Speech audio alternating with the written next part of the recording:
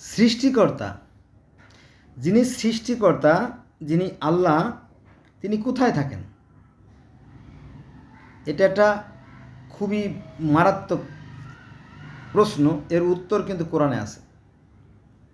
আগে এটা বলি, তারপরে আলোচনা করি। আল্লাহ বলতেছে যে তোমরা যেখানেই থাকো, তোমরা মানুষদের বলতেছে যে তোমরা যেখানেই থাকো না কেন, তোমরা যেখানেই থাকো না কেন তিনি তোমাদের সঙ্গে আছেন। কে? সৃষ্টিকর্তা আমাদের সঙ্গেই আছেন। তোমরা যা কিছু করো, তোমরা যা কিছু করো আল্লাহ তা দেখেন।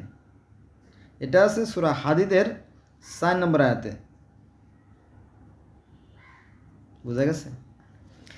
আরও অন্যান্য আয়াত যদি আপনি দেখেন, তাহলে আল্লাহ থাকেন কোথায়? আল্লাহ থাকেন মানুষের কলবের ভিতরে। এবার কি করবেন? আপনার যতক্ষণ প্রাণ বায়ু আছে, এই প্রাণ বায়ুরূপ আত্মাই হলো ভগবান বা আল্লাহ। বোঝা গেছে? এবার বলি, হজরত আদম আলাইসাল্লামকে যখন সৃষ্টি করা হলো, হজরত আদম আলাইসাল্লামকে যখন সৃষ্টি করা হলো, তখন আল্লাহ পাক ফেরেশতাদের বললেন, হে ফেরেশতারা, আমি যখন আদমকে সুঠাম করব বা সুমাট করব, যখন আমি ওর ভিতরে আমার রূহ ফুঁকে দেব, প্রাণ বায়ুরূপ যে আত্মা, এই প্রাণ বায়ুরূপ যে আত্মা মানে যে চেতনা, যে শক্তিটা, যে এনার্জি, যে পাওয়ার, হ্যাঁ, যে ভোল্টেজ, যেটা জিনিসটা আদমের মধ্যে ঢুকাই দেব, তখন তোমরা তাকে সেজদা করো। এটা মূলত মাটিকে সেজদা করা না, এটা সৃষ্টিকর্তার যেহেতু রূহ তার ভিতরে ঢুকাই দিল, এজন্য তিনি সচল হয়ে গেল এবং দামি হয়ে গেল। সেই কথা বোঝানো স্যার, কিন্তু মূর্খরা এটা বোঝে না। বোঝা গেছে বিষয়টা? তো আমাদের মধ্যে যে চেতনা শক্তি, এই চেতনা হচ্ছে সেই সৃষ্টিকর্তার একটা রূপ। তিনি যখন থাকবে না, তখন মাটির দেহ মাটিতে মিশে যাবে। আসলে যা আছে এই বিশ্ব ব্রহ্মাণ্ডে, তা আছে এই দেহভাণ্ডে। এটা নিয়ে আমি অন্য ভিডিও আছে, আবার আলোচনা করব আপনাদের সামনে, আমার সাথে থাকবেন। তাহলে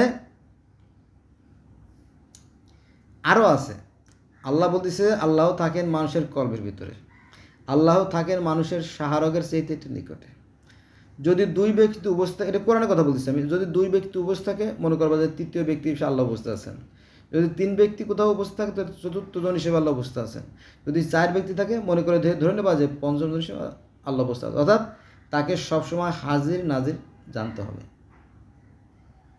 এই হাজির নাজির যদি সবাই জানে, তাহলে তার দ্বারা কি আর অকল্যাণ হইতে পারে? না। তো সনাতন বা হিন্দু ধর্মের যে সমস্ত ভাইরা আছে, তারা ওই একই কথা বিশ্বাস করে। তাদের বিশ্বাসটা আপনি উড়িয়ে দিতে পারবেন না।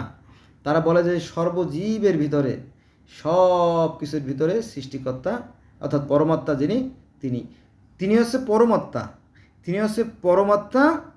আর অন্যান্য প্রাণের মধ্যে আছে কি, বা বস্তুর ভিতরে আছে কি, আত্মা। ভালো করে খেয়াল রাখেন, পরমাত্মা আর আত্মা, এই দুই জিনিস কিন্তু আবার একই জিনিস। আপনি কি পাগল হয়েছেন নাকি গাঁজা খাইছেন? দুই জিনিস আবার এক জিনিস। মনে করেন যে সাগরের যে পানি, সাগরের পানি কিন্তু পানি, এই সাগরের পানি আবার কি হয়? বাষ্প হয়। এই সাগরের পানি আবার মেঘ হয়, সাগরের পানি আবার বরফ হয়, আবার সাগরে ফিরে যায়। এবার বুঝছেন? বোঝা নেই?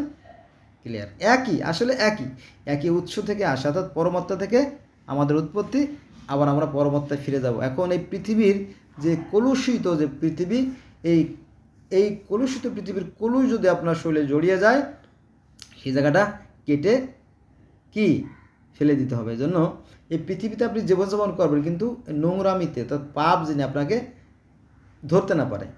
বোঝা গেছে বিষয়টা? আরও বোঝাবো? আপনি আপনার বিবেকের কাছে প্রশ্ন করেন, সব প্রশ্ন পেয়ে যাবেন আর কি।